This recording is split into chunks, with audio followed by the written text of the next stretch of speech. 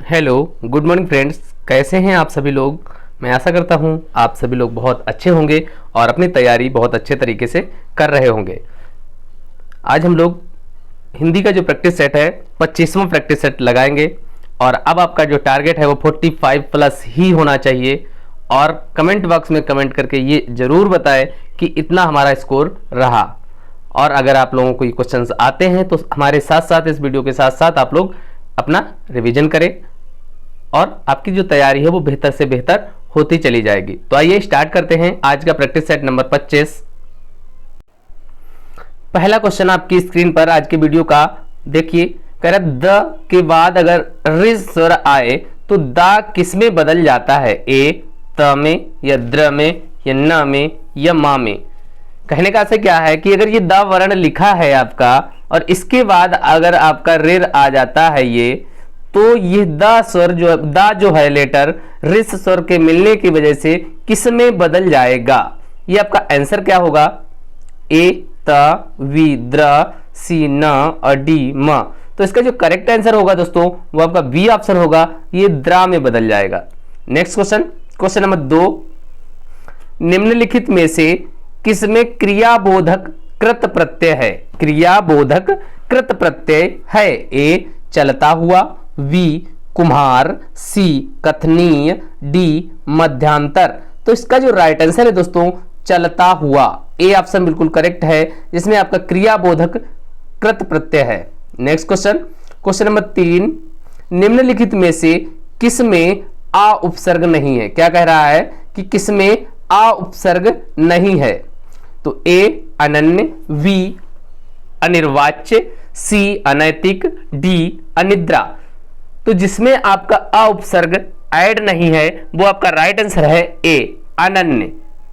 और बाद बाकी सभी में देखिए आ जुड़ा हुआ है, निर्वाच्य शब्द अलग हो गया, आ प्लस निर्वाच्य अनिर्वाच्य, नैतिक और उसमें आ जोड़ दिया अनैतिक हो गया, निद्रा में आ जोड़ दिया अनिद्रा। लेकिन अनन्य जो है वो अलग नहीं हो सकता, यहां पर आपका आ उपसर्ग नहीं इंक्लूड है। नेक्स्ट क्वेश्चन नंबर 4 आपकी स्क्रीन पर। निम्नलिखित में से किसमें अकर्मक क्रिया नहीं है। क्या कह रहा है, अकर्मक क्रिया नहीं है पूछ रहा है। ए युवक टहल रहा है, वी रमेश ने मुझे पत्र लिखा, वी हरदेव सोता है, डी शेखर कार में चलता है। तो इसका जो राइट आंसर है दोस्तों वी ऑप्शन है कि रमेश ने मुझे पत्र लिखा। अकर्मक क्रिया जिसमें नहीं हो वो चूज करना था। तो आपका जो राइट आंसर है दोस्तों वी के साथ जाता हुआ। Next question, question number 5। Arjun का पर्यायवाची है, A Dhananjay, B Surpati, C Purandar, D Shakra. तो इसका जो राइट आंसर है दोस्तों अर्जुन का जो पर्यायवाची है वो आपका धनंजय होगा, ए ऑप्शन बिल्कुल करेक्ट होगा। नेक्स्ट क्वेश्चन, क्वेश्चन नंबर 6 आपकी स्क्रीन पर आता हुआ। उपत्यका का विलोम क्या होगा। मोस्ट इंपॉर्टेंट क्वेश्चन है दोस्तों, उपत्यका का विलोम क्या है। ए बंजर, वी उर्वर, सी आदित्यका, डी ऊसर। तो इसका जो राइट आंसर है दोस्तों सी के साथ जा रहा है, आदित्यका। उपत्यका का जो विलोम है आदित्यका होगा। Next question, question number 7, 8। निम्नलिखित में से किसी एक में संधि कीजिए। संधि का सही प्रयोग जिसमें नहीं हुआ है उसे चिन्हित करना है। क्वेश्चन फिर से पढ़िए कि निम्नलिखित में से किसी एक में संधि का सही प्रयोग नहीं हुआ है, इस पर ध्यान देंगे, उसे चिन्हित करना है। देखिए ए दिया है इन्होंने, आस प्लस चर्य बराबर आश्चर्य, वी वही प्लस कृत इक्वल बहिष्कृत, सी नमः प्लस ते इक्वल नमस्ते, डी यजुः प्लस वेद इक्वल यजुर्वेद। तो जिसमें सही प्रयोग नहीं है वो आपको चूज करना है, वो आपका पहला ही है आश्चर्य, आस प्लस चर्य। ये आपका गलत प्रयोग है, बाद बाकी सभी करेक्ट है। वही प्लस कृतः बहिष्कृत, नमः प्लस ते नमस्ते, यजुः वेद बराबर यजुर्वेद, ये तीनों सही हैं। Next question, question number 8। इसमें भी देखना है शब्द प्लस इतर बराबर शब्देतर, वी अनु प्लस दित अनुदित, सी रजनी प्लस ईस रजनीश, डी अहम प्लस कार इक्वल अहंकार। तो इसका जो राइट आंसर है दोस्तों बी ऑप्शन है, यानी इसमें आपका सही प्रयोग नहीं हुआ है। अनु प्लस दित ये होना चाहिए अनुदित, अनु प्लस उदित बराबर अनुदित होना चाहिए, ये रॉन्ग है। नेक्स्ट क्वेश्चन, क्वेश्चन नंबर 9 आपकी स्क्रीन पर, किन किन का नाम सूची में है। क्वेश्चन नंबर 9, किन किन का नाम सूची में है। इस पंक्ति में प्रश्नवाचक सर्वनाम का भाव किस शब्द में है। ए किन किन, बी सूची, सी का, डी नाम। तो इसका जो राइट आंसर है दोस्तों वो ए ऑप्शन है आपका। किन किन जो है इस पंक्ति से आपका प्रश्नवाचक सर्वनाम का भाव स्पष्ट होता है किन किन शब्द से। क्वेश्चन नंबर 10 आपकी स्क्रीन पर,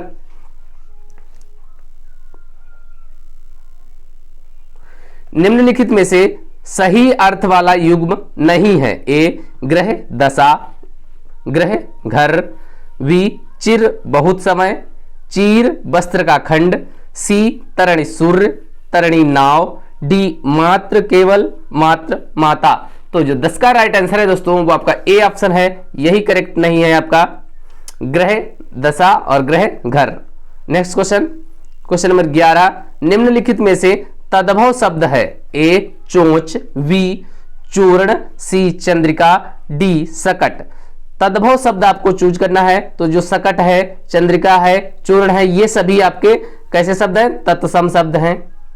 और जो चोंच बचा है आपका, चोंच, ये आपका तद्भव शब्द है। नेक्स्ट क्वेश्चन, क्वेश्चन नंबर 12 आपकी स्क्रीन पर, निम्नलिखित में से तत्सम शब्द चूज करना है। ए भाप, बी शक्कर, सी लक्ष्य, डी सींग। तो इसमें से आपको तत्सम शब्द चूज करना है। इसका जो राइट आंसर है दोस्तों लक्ष्य, ये आंसर आपका करेक्ट है, ये तत्सम शब्द है। नेक्स्ट क्वेश्चन, क्वेश्चन नंबर 13 आपकी स्क्रीन पर, किस वाक्य में वाक्यगत सही विराम चिन्ह नहीं है। ए हाँ मैं यह काम अवश्य करूंगा, बी वह हाथ जोड़ती रही, ससुराल वाले उसे पीटते रहे, सी रामचरितमानस एक धार्मिक ग्रंथ है, डी उपरोक्त सभी सही है। तो इसका जो राइट आंसर है दोस्तों वो डी ऑप्शन है, यानी ये सभी सही हैं। नेक्स्ट क्वेश्चन, क्वेश्चन नंबर 14 आपकी स्क्रीन पर, बर्तनी संबंधी अशुद्धि से युक्त कौन सा शब्द है जिसमें बर्तनी संबंधी अशुद्धि है। अगर दोस्तों आप लोगों ने बर्तनी संबंधी अशुद्धि वाला वीडियो नहीं देखा है तो आप लोग जाकर के देख लें, मैं प्लेलिस्ट आपको इंक्लूड कर दूंगा, शेयर कर दूंगा सभी लोगों को। कल ही हमने बर्तनी शुद्धि वाला वीडियो बनाया था शाम को, आप लोग जाकर उसे देख लें। तो बर्तनी संबंधी अशुद्धि से युक्त कौन सा शब्द है। ए अनुकूल, बी वापिस, सी मंडल और डी क्षुद्र। तो इसका जो राइट आंसर है दोस्तों वो आपका बी ऑप्शन है, जो वापिस, ये वापस होना चाहिए, करेक्ट है। नेक्स्ट क्वेश्चन, क्वेश्चन नंबर 15, निम्नलिखित विकल्पों में से कौन सा सुमेलित नहीं है। ए कनफटा द्वंद्व समास, बी चक्रपाणी बहुव्रीहि समास, सी दोपहर द्विगु समास और डी कार्य निपुण अधिकरण तत्पुरुष समास। तो इसमें से जो आपका सुमेलित नहीं है उसको आपको बताना है, तो उसका जो राइट आंसर है वो ए है, यानी यही सुमेलित नहीं है, बाद बाकी सभी सही हैं। कनफटा यानी कान से फटा हुआ, ये तत्पुरुष समास आना चाहिए था, ये रॉन्ग है। नेक्स्ट क्वेश्चन, क्वेश्चन नंबर 16 आपकी स्क्रीन पर, अनिश्चयवाचक सार्वनामिक विशेषण किसमें नहीं है। क्या क्वेश्चन पढ़िए ध्यान से, अनिश्चयवाचक सार्वनामिक विशेषण किसमें नहीं है। ए मुझे कोई पुस्तक दे दीजिए, बी किसी ने उसे धमकाया है, सी वह बहुत समझदार है, डी दाल में कुछ काला है। अब देखना है कि अनिश्चयवाचक सार्वनामिक विशेषण जिसमें नहीं है उसको आपको चूज करना है, तो वो आपका जो राइट आंसर है दोस्तों वो सी ऑप्शन है, वह बहुत समझदार है। नेक्स्ट क्वेश्चन, क्वेश्चन नंबर 17 आपकी स्क्रीन पर, किस क्रम में मुहावरा है। ए ऊंची दुकान फीके पकवान, बी जो गुड़ खाए सो कान छिदाए, सी 3 लोग से मथुरा न्यारी, डी दूर के ढोल सुहावने होते हैं। तो क्वेश्चन नंबर 17 का जो राइट आंसर है दोस्तों वो डी ऑप्शन करेक्ट है। किस क्रम में मुहावरा है, दूर के ढोल सुहावने। नेक्स्ट क्वेश्चन, क्वेश्चन नंबर 18, प्रभुता पाई काई मद नाही लोकोक्ति का सही अर्थ क्या होगा। ए उच्च स्वप्न देखना, बी उच्च पद प्राप्त करके किसे घमंड नहीं होता, सी मन की इच्छा पूरी करना, डी घमंडी हो जाना। तो 18 का जो राइट आंसर है दोस्तों वो बी ऑप्शन है कि उच्च पद प्राप्त करके किसी घमंड नहीं होता, ये आपका राइट आंसर होगा बी ऑप्शन। बी ऑप्शन आपका बिल्कुल करेक्ट है। नेक्स्ट क्वेश्चन, क्वेश्चन नंबर 19, जिस छंद में वर्णिक मात्रिक प्रतिबंध ना हो वह छंद क्या कहलाता है? ए वर्णिक छंद, बी मुक्त छंद, सी मात्रिक छंद, डी विषम छंद। तो इसका जो राइट आंसर है दोस्तों वी के साथ जाएगा, वो मुक्त छंद कहलाएगा।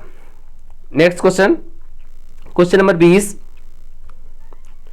पानी ही तय हिम भया, हिम होए गया बिलाई, जो कुछ था सोई भया, अब कुछ कहा न जाए। इन पंक्तियों में कौन सा रस है? ए श्रृंगार रस, वी वीर रस, सी करुण रस, डी शांत रस। तो इसका जो राइट आंसर है दोस्तों वो डी ऑप्शन अर्थात शांत रस होगा। Next question, question number 21, Bharat में सर्वाधिक बोले जाने वाली भाषा कौन सी है? ए हिंदी, बी अंग्रेजी, सी उर्दू, डी संस्कृत। तो इसका जो राइट आंसर है दोस्तों ए ऑप्शन है हिंदी। भारत में जो सर्वाधिक भाषा बोली जाती है वो हिंदी बोली जाती है।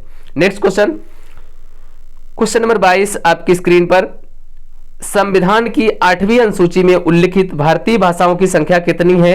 ए 14, बी 18, सी 22, डी 26। तो इसका जो राइट आंसर है दोस्तों 22 होगा, यानी भारत की जो संविधान की 8वीं अनुसूची में उल्लिखित भाषाएं हैं वो टोटल 22 है। नेक्स्ट क्वेश्चन, क्वेश्चन नंबर 23, निम्न में से संयुक्त व्यंजन कौन सा है? ए ढ, बी य, सी ड और डी ज्ञ। तो इसका जो राइट आंसर है दोस्तों ज्ञ होगा। ये ज और वा वर्ण से मिलकर बनता है। फिर से देखिए, जो ज्ञ वर्ण है आपका ये ज प्लस उआ वर्ण के योग से बनता है ज्ञ, तो इसलिए ये आपका संयुक्त व्यंजन है। नेक्स्ट क्वेश्चन, क्वेश्चन नंबर 24, स का उच्चारण स्थान क्या है? ए कंठ, वी दंत, सी तालु, डी मूर्धा। तो इसका जो राइट आंसर है वो आपका डी ऑप्शन है। जो ई वाला सा है इसका उच्चारण स्थान मूर्धा है, जो षटकोण सा है इसका उच्चारण स्थान मूर्धा से होता है।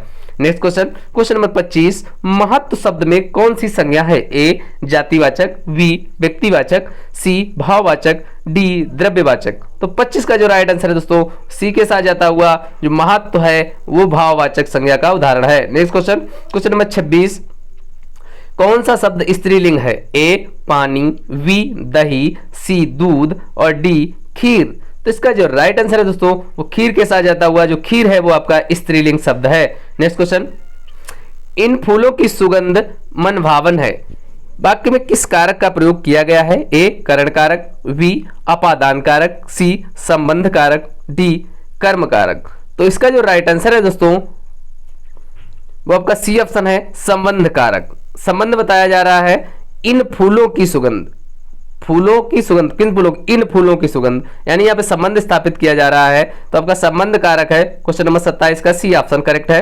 क्वेश्चन नंबर 28 आपकी स्क्रीन पर, सम्यक एक कुशाग्र विद्यार्थी है। कौन? सम्यक एक कुशाग्र विद्यार्थी है। यहां कुशाग्र जो है इसमें कौन सा विशेषण है? ए सार्वनामिक, बी संख्यावाचक, सी गुणवाचक, डी परिमाणवाचक। तो 28 का जो राइट आंसर है दोस्तों वो सी ऑप्शन है, अर्थात यहां पर गुण का बोध हो रहा है, इसलिए आपका ये गुणवाचक विशेषण है। किसी संख्या का बोध नहीं हो रहा, संख्यावाचक नहीं होगा, ना तो कोई परिमाण बताया जा रहा है ना तो सार्वनामिक, तो इसलिए यहाँ पर गुणवाचक विशेषण है। नेक्स्ट क्वेश्चन, क्वेश्चन नंबर 29 आपकी स्क्रीन पर, हिंदी आकृति की दृष्टि से, हिंदी आकृति की दृष्टि से किस प्रकार की भाषा है? ए अयोगात्मक, बी श्लिष्ट योगात्मक, सी अश्लिष्ट योगात्मक, डी योगात्मक। इसका जो राइट आंसर है दोस्तों वो आपका ए ऑप्शन है अयोगात्मक। आकृति की दृष्टि से आपकी जो हिंदी की क्वेश्चन बने कि आकृति की दृष्टि से हिंदी किस प्रकार की है, तो अयोगात्मक है। नेक्स्ट क्वेश्चन, क्वेश्चन नंबर 30, निम्नलिखित में से भक्तिकालीन कवि नहीं है, इस पर फोकस करें। ए सूरदास, बी बिहारीदास, सी Kabirdas, D Tulsidas.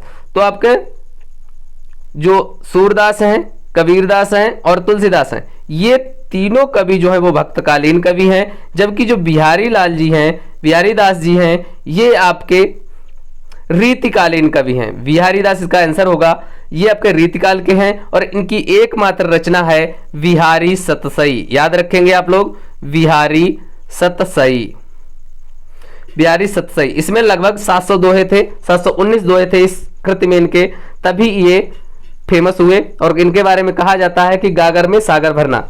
Next question, question number 31 से 34 निम्नलिखित वाक्यों में उनके प्रथम तथा अंतिम अंश 1 और 6 के अंतर्गत दिए गए हैं।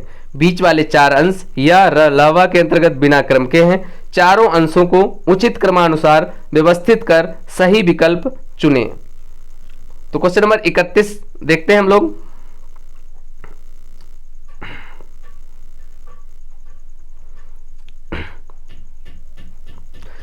ए नंबर 1, समय को परखने वाला, समय को परखने वाला या और समय की रंक से धनाढ्य, करोड़पति से भिखारी, उपेक्षा करने वाला हो जाता है। इन सभी को मिलाना है, आपके विकल्प सामने दिए हैं, तो आइए देखते हैं। समय को परखने वाला, रंक से धनाढ्य, रंक से क्या हो जाता है, धनाढ्य हो जाता है, अर्थात रा पहले हमने लोग लिख लिया, रंक से धनाढ्य हो जाता है। और समय की, यानी या और समय की उपेक्षा करने वाला, उपेक्षा करने वाला, उपेक्षा करने वाला करोड़पति से भिखारी हो जाता है, करोड़पति से भिखारी हो जाता है। यानी रा या वाला, रा या वाला, आपका सी ऑप्शन जो है वो बिल्कुल करेक्ट होगा। फिर से देख लीजिए, समय को परखने वाला, रंक से धनाढ्य और समय की उपेक्षा करने वाला करोड़पति से भिखारी हो जाता है। इस प्रकार बनेगा आपका। नेक्स्ट क्वेश्चन, क्वेश्चन नंबर 32 आप देखते हैं। स्वतंत्र भारत का या क्योंकि आज जो विद्यार्थी हैं वे कल उन्नति और उसका उत्थान इन्हीं पर, संपूर्ण दायित्व आज विद्यार्थियों पर है, वह स्वतंत्र भारत के नागरिक होंगे तथा भारत की निर्भर करता है। किस टाइप से आप इसे मिलाएंगे, तो आइए देखते हैं। स्वतंत्र भारत का संपूर्ण दायित्व आज विद्यार्थियों पर है, यानी सबसे पहले हमने ला लिखा, संपूर्ण दायित्व जो है वो आज विद्यार्थियों पर है, क्योंकि आज जो विद्यार्थी हैं वे कल, यानी या वे कल स्वतंत्र भारत के नागरिक होंगे तथा भारत की उन्नति और उसका उत्थान इन्हीं पर निर्भर करता है। यानी ला या वा रा, आपका सी ऑप्शन इसका भी करेक्ट है। नेक्स्ट क्वेश्चन, क्वेश्चन नंबर 33,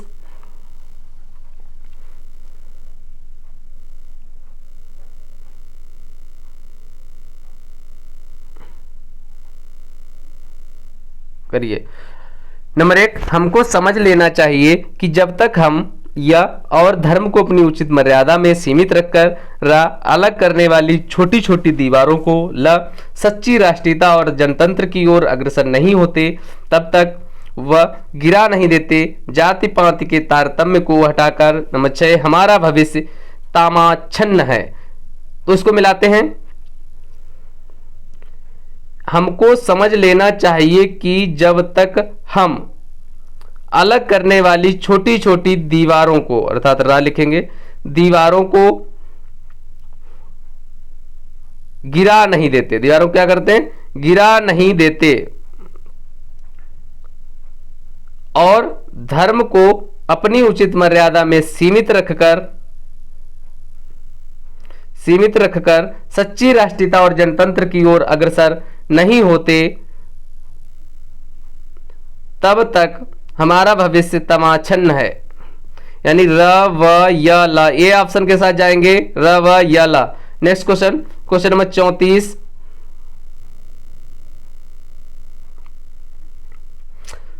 कभी कभी तय करना या मानवीय विकास का इतिहास र कठिन हो जाता है कि ला षड्यंत्रों से बना है, या यह वह राजा सम्राटों के युद्धों और छह सारी यात्रा आदि शब्द से शुरू होकर किताब दर किताब होती हुई हम तक आई है। तो इसको मिला लेते हैं। कभी कभी तय करना कठिन हो जाता है, रा पहले आ जाएगा, 1 नंबर दे दिया हम लोगों ने, रा यहां लिख लीजिए, कठिन हो जाता है, 2 इसे दे देंगे। मानवीय विकास का इतिहास, मानवीय विकास का इतिहास। 3 राजा सम्राटों के युद्धों और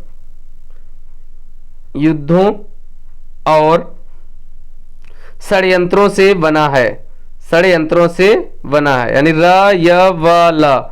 सी ऑप्शन आपका बिल्कुल करेक्ट होगा। कैसे? कभी कभी तय करना कठिन हो जाता है कि मानवीय इतिहास राजा सम्राटों के युद्धों और षड्यंत्रों से बना है, या यह सारी यात्रा आदि शब्द से शुरू होकर किताब दर किताब होती हुई हम तक आई है। आगे देखते हैं क्वेश्चन नंबर 35 और 36। इन प्रश्नों में एक शब्द के 4 वर्तनी दी गई हैं, जिनमें से केवल एक शुद्ध है। उस शुद्ध वर्तनी वाले विकल्प का चयन कीजिए। शुद्ध वर्तनी आपको चयन करना है। ए परमात्मा, बी परमात्मा, सी परमात्मा, डी परमात्मा। तो किस टाइप से आप परमात्मा लिखेंगे? तो 35 का जो सी ऑप्शन है वो बिल्कुल करेक्ट है। परमात्मा आप ऐसे लिखेंगे। Next question, question number 36। दीर्घायु, दीर्घायु, दीर्घायु, डी दीर्घायु। तो दीर्घायु को आप कैसे लिखेंगे? तो जो ए ऑप्शन है वो बिल्कुल करेक्ट है, दीर्घायु। नेक्स्ट क्वेश्चन, क्वेश्चन नंबर 37 और 38। निम्नलिखित प्रत्येक प्रश्न में 3 वाक्यांश दिए गए हैं। त्रुटि वाले वाक्यांश को चुनिए और उसके अनुरूप ए बी सी पर चिन्ह लगाइए, अथवा यदि वाक्य त्रुटि रहित है, मतलब कोई गलती नहीं है, तो आप डी पर चिन्ह लगाएंगे। तो पढ़ते हैं। रामचरितमानस भक्ति काल की सबसे श्रेष्ठतम रचना मानी जाती है, कोई त्रुटि नहीं। क्या आंसर होगा इसका? करेक्ट करिए। तो उसका जो बी ऑप्शन है वो मिस्टेक है। रामचरितमानस भक्ति काल की सबसे श्रेष्ठतम रचना मानी जाती है। बी ऑप्शन जो है ये मिस्टेक में है कि श्रेष्ठतम रचना मानी जाती है। यहाँ पे श्रेष्ठ होना चाहिए था कि जो रामचरितमानस है वो भक्ति काल की सबसे श्रेष्ठ रचना मानी जाती है। Next question number 38। मुझे कल 2 किलो आम खरीदनी है, कोई त्रुटि नहीं। तो आप लोग देख सकते हैं सी ऑप्शन में आम खरीदनी है, खरीदनी नहीं खरीदने हैं, यहां पर मिस्टेक है आपकी। नेक्स्ट क्वेश्चन, प्रश्न संख्या 39 और 40। निम्नलिखित प्रत्येक लोकोक्ति मुहावरे के लिए 4 समानार्थक वाक्यांश दिए गए हैं, उनमें से सही उत्तर चुनना है। ए विहंगम दृष्टि, मोस्ट इंपॉर्टेंट है और 2-3 बार पूछा जा चुका है एग्जाम में। विहंगम दृष्टि किसे कहेंगे? ए तीखी नजर, वी सरसरी नजर, सी मंद नजर और डी गहरी नजर। तो इसका जो राइट आंसर है दोस्तों वो गहरी नजर होती है। विहंगम पक्षी कैसे देखते हैं? बहुत गहरी नजर से देखते हैं। 39 का डी ऑप्शन करेक्ट होगा। Next question, question number 40। काटो तो खून नहीं। ए बिल्कुल निर्जीव हो जाना, वी भय के कारण स्तब्ध हो जाना, सी गुस्सा शांत हो जाना, डी पीड़ा शांत हो जाना। तो इसका जो राइट आंसर है दोस्तों वी के साथ जाएगा कि भय के कारण स्तब्ध हो जाना। Next question, question number 41। Question number 41 से 45 तक निम्नलिखित गद्यांश को पढ़ना है और उसके बाद उस पर आधारित प्रश्नों के उत्तर देने हैं। तो आइए पढ़ते हैं हम लोग। अनुशासन बाह्य नहीं भीतरी नियंत्रण है, वह भीतर से बांधता है। भीतर से बांधना धर्म संभव है, धर्म से संभव है। धर्म मनुष्य को नैतिकता की ओर ले जाता है। वह व्यक्तिगत और सामाजिक व्यवहार के कुछ ऐसे मापदंड प्रस्तुत करता है जो हमें उच्च संस्कार दे सके। स्व को पर से पीछे रखने पर ही ये उच्च संस्कार सध सकते हैं। इसके लिए आत्मतोषी और अपरिग्रही होना आवश्यक है। आधुनिक शिक्षा हमें आत्मबल नहीं देती, वह सूचना मात्र ही देती है। साहित्य और कला को हमने शिल्प तक सीमित कर दिया है। हमारा अध्ययन वैज्ञानिक हो गया है। वैज्ञानिकता का अर्थ है विश्लेषणात्मक अध्ययन। इस चीराफाड़ी में न साहित्य हाथ में पड़ता है, न कला, न धर्म। हम परिधि पर ही चक्कर लगाते रहते हैं। इसका फल यह है कि आज का शिक्षित मनुष्य भीतर से अशिक्षित है। उसके भीतर एक बड़ा शून्य है जो उसे बराबर कुरेदता रहता है और उसके अहम को उकसाता रहता है। तो पहला क्वेश्चन इस पर आधारित है कि समाज में धर्म द्वारा अनुशासन इसलिए संभव है क्योंकि वह ए मनुष्य को मनुष्य से पूर्णतया जोड़ता है, वी स्व को पर का अनुवर्ती बनाता है, सी मनुष्य को आत्मसंतोषी एवं अपरिग्रही बनाता है, डी व्यवहार के संस्कारदायक मापदंड प्रस्तुत करता है। तो इसका जो राइट आंसर बनेगा दोस्तों 41 का, वो आपका डी ऑप्शन है कि व्यवहार के संस्कारदायक मापदंड प्रस्तुत करता है। नेक्स्ट क्वेश्चन, क्वेश्चन नंबर 42, आधुनिक शिक्षित मनुष्य में अहम की उद्दीप्ति का मुख्य कारण क्या है? ए साक्षर होने पर भी निरक्षर होना, बी साक्षर होने पर भी अर्धसभ्य होना, सी शून्यवाद में गहन विश्वास होना, डी अंदर से अशिक्षित होना। तो इसका जो राइट आंसर है दोस्तों डी ऑप्शन करेक्ट है, अंदर से अशिक्षित होना। नेक्स्ट क्वेश्चन, क्वेश्चन नंबर 43, अवतरण में मुद्रित रेखांकित पदबंध से अभिप्रेत क्या है?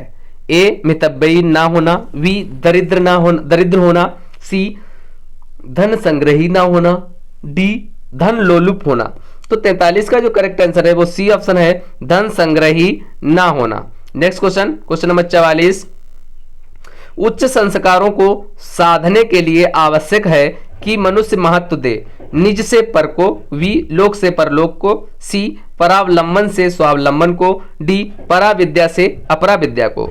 तो 44 का जो राइट आंसर है दोस्तों ए ऑप्शन है, निज से पर को महत्व दे मनुष्य। नेक्स्ट क्वेश्चन, क्वेश्चन नंबर 45, आधुनिक शिक्षा हमें आत्मबल से वंचित रखती है क्योंकि वह भौतिक विषयों का ज्ञान कराती है, वी विषयों का सूची पत्र तैयार करती है, सी विषयों की सूचना मात्र देती है, डी विषयों की सूची मात्र प्रस्तुत करती है। तो इसका जो राइट आंसर है दोस्तों सी ऑप्शन है, विषयों की सूचना मात्र देती है। नेक्स्ट क्वेश्चन, प्रश्न संख्या 46 से 50 तक इस गद्यांश को पढ़िए और नीचे उसके 4 विकल्प दिए गए हैं, सही विकल्प आपको चुनकर लिखना है। यह बात सभी जानते हैं कि विश्व के 185 देशों में इंग्लैंड सहित केवल 6 देशों को ही सरकारी भाषा अंग्रेजी है।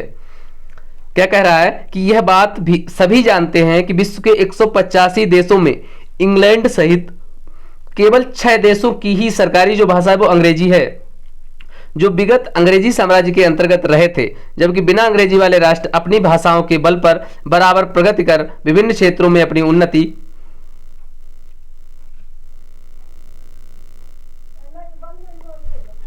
ख्याति बढ़ा रहे हैं। परंतु दुर्भाग्यवश कतिपय स्वार्थी लोगों ने सरकार में बैठे नेताओं को सदैव अपने स्वार्थों की खातिर राष्ट्रभाषा को उसका जायज हक पाने से रोका और ऐसे लोग आज भी कम ताकतवर नहीं हैं।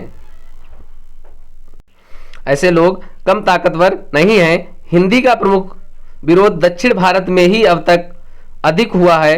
तमिलनाडु आदि राज्य अपनी प्रादेशिक भाषाओं और अंग्रेजी में ही कामकाज करते हैं, परंतु जब भी हिंदी की बात उठती है तो वे उसके रास्ते में हमेशा रुकावट डालते चले आ रहे हैं। यह भी एक वास्तविकता है कि दक्षिण भारत में भी हिंदी सीखने वालों की कमी नहीं है, जो इस बात के लिए पूरी तरह तैयार हैं कि यदि कभी हिंदी का बोलबाला हो जाए और वह राजभाषा के पद पर प्रतिष्ठित हो जाए तो भी अखिल भारतीय सेवाओं में उन्हीं का वर्चस्व कायम रह सके।